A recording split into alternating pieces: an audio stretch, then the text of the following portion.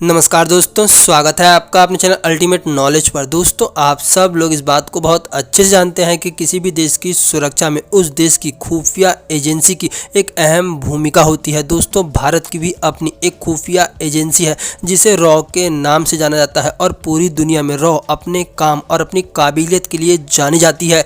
दोस्तों, अपनी आज की इस वीडियो में हम लोग जानेंगे रॉ से जुड़े हुए कुछ रोचक तथ्यों के बारे में। इसीलिए आप सब लोगों से रिक्वेस्ट है कि प्लीज वीडियो को लास्ट तक जरूर देखें। नंबर 1 दोस्तों, रॉ का पूरा नाम रिसर्च एंड एनालिसिस विंग है और साल 1962 भारत और चीन का युद्ध और साल 1965 भारत और पाकिस्तान के युद्ध के बाद इंदिरा गांधी ने भारत के भविष्य की सुरक्षा को ध्यान में रखते हुए इसका गठन किया और तब से रॉ विदेशी घरेलू मामले और साथ ही साथ आतंकवाद जैसे मामलों की देखरेख करती है और इनके बारे में सूचनाएं एकत्रित करती है। नंबर 2 दोस्तों, रॉ का सिद्धांत है धर्मो रक्षो रक्षति, अर्थात जो व्यक्ति धर्म की रक्षा करता है वो व्यक्ति हमेशा सुरक्षित रहता है। दोस्तों, आप लोगों का रॉ के इस सिद्धांत के बारे में क्या सोचना है, प्लीज अपनी राय कमेंट बॉक्स में जरूर बताएं। नंबर 3 दोस्तों, रॉ के कानूनी दर्जे पर कोई भी बात पूरी तरह से स्पष्ट नहीं है क्योंकि एक्चुअली में रॉ एक एजेंसी नहीं बल्कि एक विंग है,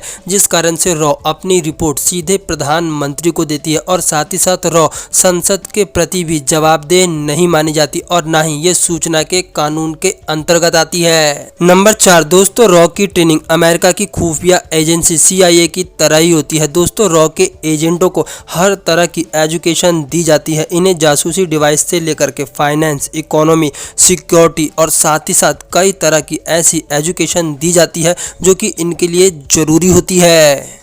एक रॉ एजेंट के पास हर तरह की नॉलेज होती है और हर सब्जेक्ट पर उसकी अच्छी पकड़ मानी जाती है। नंबर 5 दोस्तों, एक रॉ एजेंट को अमेरिका की CIA, KB, ISI और साथ ही साथ मोसाद जैसी खुफिया एजेंसियों की केस स्टडी कराई जाती है जिससे उन्हें अपने काम को करने में और उसे समझने में मदद मिल सके। नंबर 6 दोस्तों, आप सब लोगों ने बॉलीवुड में बहुत सी ऐसी फिल्में देखी होंगी जिनमें एक रॉ के एजेंट की लाइफ दिखाई जाती है, लेकिन एक्चुअली में रॉ एजेंट की लाइफ फिल्मों की लाइफ से पूरी तरह से अलग होती है। दोस्तों, ये एजेंट अपने काम में बेहद ही अव्वल दर्जे के माने जाते हैं और साथ ही साथ इनका राज किसी को भी नहीं पता होता, यहाँ तक कि इनके घर वालों को भी ये बात नहीं पता होती कि ये एक जासूस है। दोस्तों, एक रॉ एजेंट की लाइफ और उसके सीक्रेट्स उसकी मौत के साथ ही पूरी तरह से खत्म हो जाते हैं। नंबर 7 दोस्तों, आमतौर पर रॉ में काम करने वाले लोगों के पास हथियार नहीं होते क्योंकि इन्हें हथियार से ज्यादा अपनी बुद्धि का प्रयोग करना होता है, लेकिन ऐसा भी नहीं है कि रॉ के लोग हथियार चलाना नहीं जानते। दोस्तों, रॉ के लोगों को हर तरह के हथियार चलाने की ट्रेनिंग दी जाती है जिससे ये मुसीबत पड़ने पर किसी भी तरह से अपनी जान बचा सके और खुद को परेशानी से निकाल सके। नंबर 8 दोस्तों, अगर कोई भी रॉ का एजेंट किसी दूसरे देश में काम करते हुए पकड़ा जाता है तो सरकार उनसे पल्ला झाड़ लेती है, जिसके कारण से इन एजेंटों को अपने देश की मिट्टी तक नसीब नहीं हो पाती। भारत के रविंद्र कौशिक और अन्य रॉ एजेंट्स के साथ भी ऐसा हो चुका है। नंबर 9 दोस्तों, 1968 में अपने गठन के महज 3 साल के अंदर ही बांग्लादेश के निर्माण में अपने रॉ के एजेंटों ने बहुत अहम भूमिका निभाई थी, जिन्होंने पाकिस्तान की सेना की खुफिया जानकारी एकत्रित की और इनकी जानकारियों को भारत की सेना से साझा किया। दोस्तों, ऐसा कहा जाता है कि सिक्किम के विलय में भी भारतीय रॉ के एजेंटों का काफ़ी अहम योगदान था और साथ ही साथ भारत के परमाणु कार्यक्रम को सफल बनाने में भी रॉ के एजेंटों की अहम भूमिका है।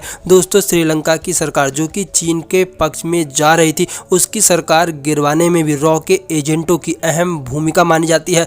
दोस्तों, भारत की रॉ को दुनिया की सबसे अच्छी खुफिया एजेंसी माना जाता है और दुनिया की बड़ी बड़ी एजेंसियां रॉ का लोहा मानती है, जिस कारण से बहुत से देश भारत की रॉ से सहायता मांगते हैं और उनसे सूचनाओं का आदान प्रदान करते हैं। दोस्तों, आप लोगों का रॉ के बारे में क्या सोचना है, प्लीज अपनी राय कमेंट बॉक्स में जरूर बताएं।